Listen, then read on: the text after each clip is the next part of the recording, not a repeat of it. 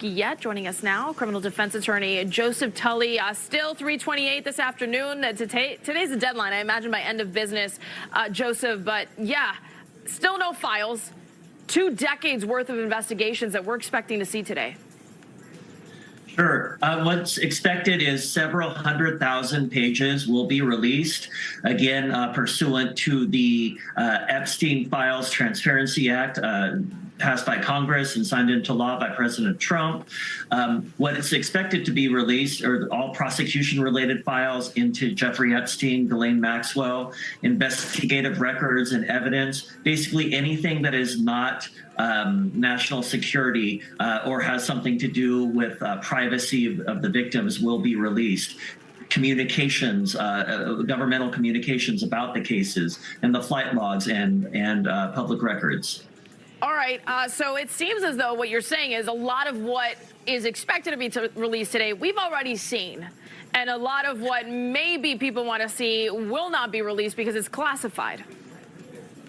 Yes, with the exception being, I think that anything that's not classified in terms of the investigation is something that we haven't seen. So we've seen a lot from the records already released about like the Ghislaine Maxwell civil suit, some of Jeffrey Epstein's public records in terms of his prosecution, but in terms of the FBI, their internal investigation. And I think what will be really interesting to the public will be the communications from one FBI agent to another. Hey, we need to check this out, or we shouldn't check this out. Why are we doing this? Why are we doing that? I think that's where we will get the most new information from.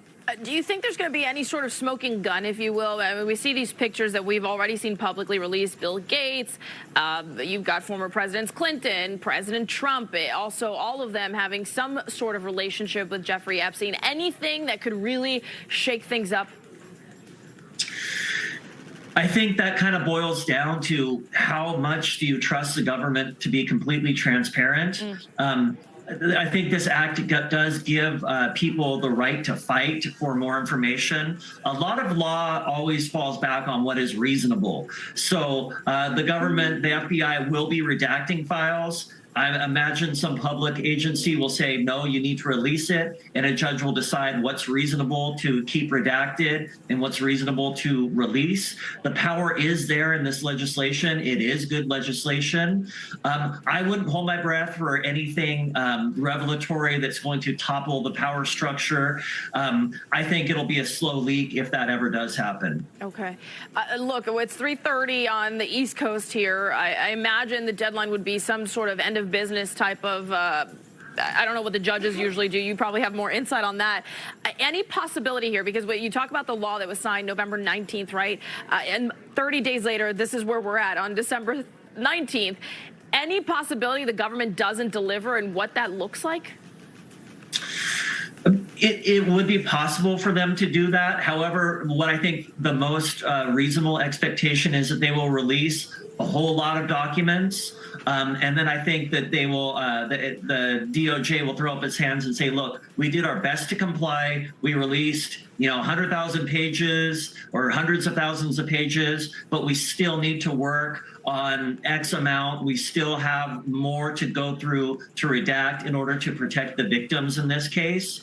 And we're doing everything that's reasonable. And I think if there is a fight in court after that, it will boil down to that argument. Is the DOJ saying, we haven't released some things, but we're being reasonable about it. All right, we'll wait and see when and if they release and what they release. A lot of W's here that need to be answered for sure. Joseph, good to see you. Happy Friday.